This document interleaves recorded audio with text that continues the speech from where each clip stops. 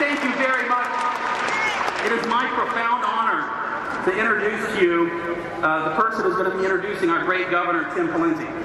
And that person is my Deputy Chair, Michael Brodkorb. He has been a fantastic Deputy Chair. He's one of the up-and-comers in the Republican Party of Minnesota. Michael Brodkorb.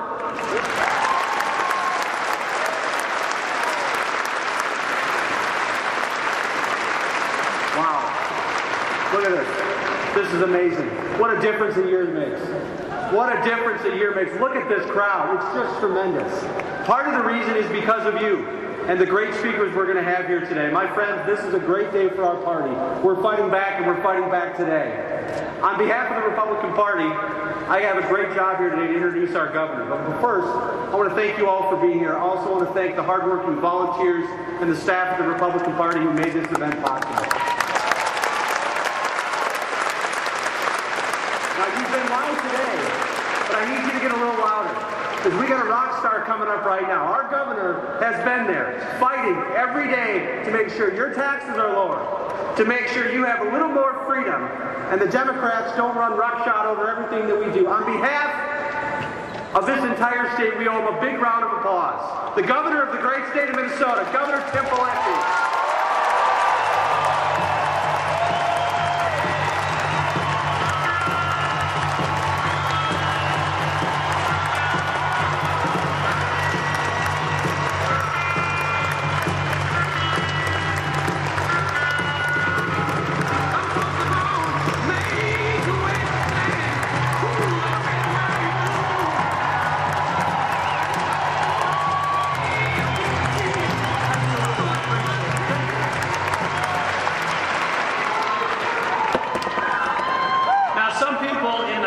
Media think that Minnesota is just filled with liberals, but I got a question for you. Are there any conservatives here today?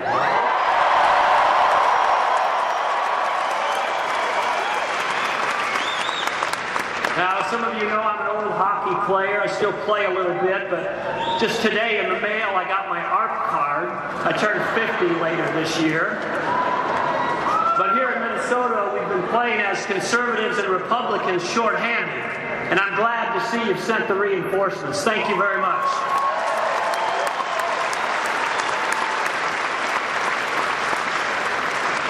Now, we live in this era where, you know, everybody wants a bailout.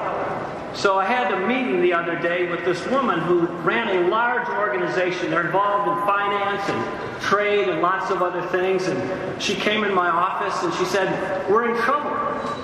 And I said, "Well, what's the matter?" She said, "We're deeply, deeply in debt, up to our ears. Our balance sheets are a mess. Our workforce is overpaid and it's underperforming. Nobody's buying what we're selling. There's going to be layoffs." And she said, even she could lose her job. I said, "But Speaker Pelosi, we don't do bailouts."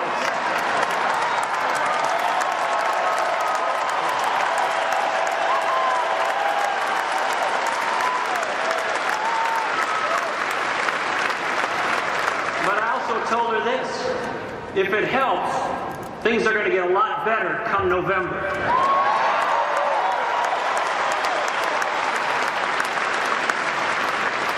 I want to talk to you today just for a minute about our beloved United States of America. This is a great nation, and it's a nation founded on certain principles and certain values, and you know what they are. They include, of course, the notion of a limited government. The value and principle of the rule of law, the importance of individual responsibility, and the importance of free markets.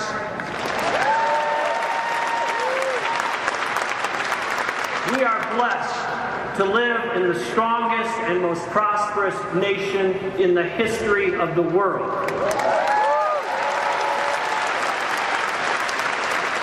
There are no people anywhere, anytime that have enjoyed the abundance that we have enjoyed and been blessed with in this great nation. But now we now live in a time where we have a federal government that owns 2 car companies. We have a federal government that owns the nation's largest insurance company. We have a federal government that owns or controls the entities that write almost all of the nation's mortgages, so they own or control the mortgage industry. They have now taken over the entire student loan industry.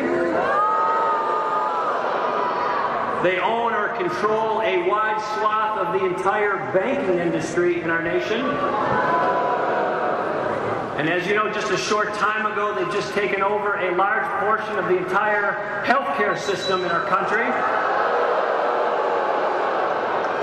Through misguided cap and trade and energy policies, they now want to get their fingers into energy policy in our country and take over the energy industry. I have just a question for you. Have you had enough? After all of this, and we've seen the great teleprompter language of hope and change, we now have state-sponsored companies that are too big to fail. We have a federal government that's too big to succeed. We have a government debt that's too big to pay off. And we have national leaders that are too small to do anything about it.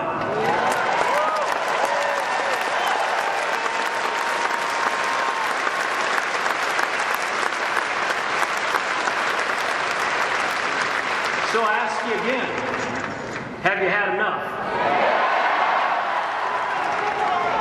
We now live in a country where Wall Street gets a bailout, the poor get a handout, and everybody else gets their wallet out. And so I ask you, have you had enough? We now live in a country where the President of France, let me repeat that, the President of France, Nicolas Sarkozy, lectures us on the dangers of appeasement. Have you had enough? Well, I just want to close because I know we've got other speakers, but I want to leave you with one thought. The Reverend Dr. Martin Luther King said that the measure of a person is not where they stand in times of comfort and privilege, but where they stand in times of challenge and controversy.